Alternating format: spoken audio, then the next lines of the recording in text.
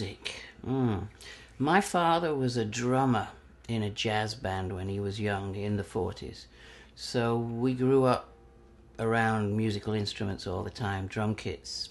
We started playing drums at the age of 3 or 4, and piano by the age of 6.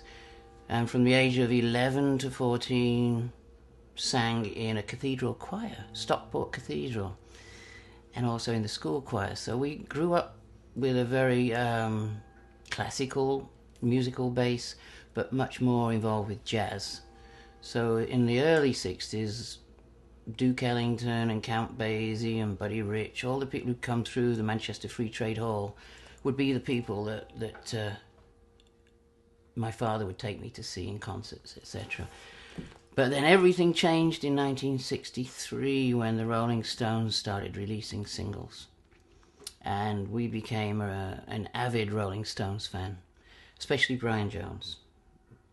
And so from the first record, Come On, until Brian Jones was murdered in 1969, we bought all the Rolling Stones records, and they led me very much towards electronic amplified music and rock. So we got into John Coltrane and Albert Ayler in the jazz side, and Sun Ra.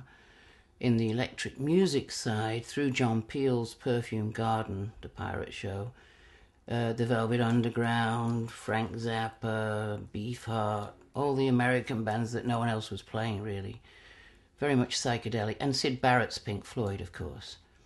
In the mid-60s, we'd hitchhiked down from Birmingham, claiming to be going to visit my friend's grandparents, using the train fare for illicit drugs and hitching.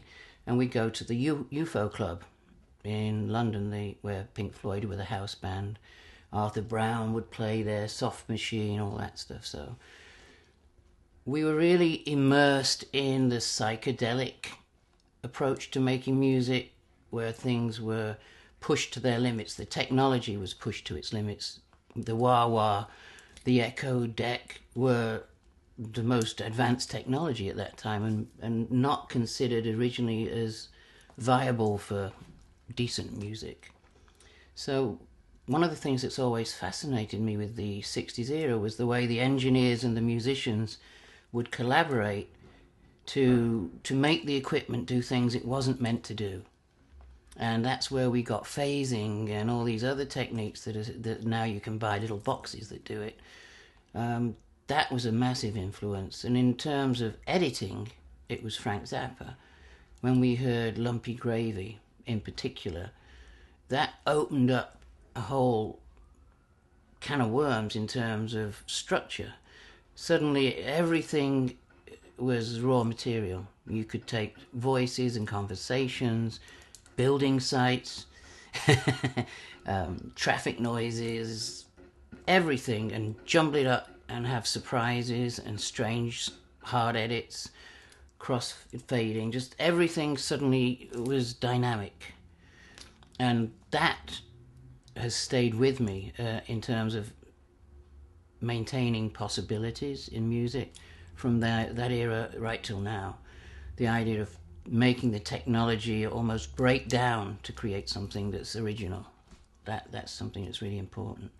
And also novelty, keeping the audience's ears awake by having surprises happen. I don't think you can have too many surprises.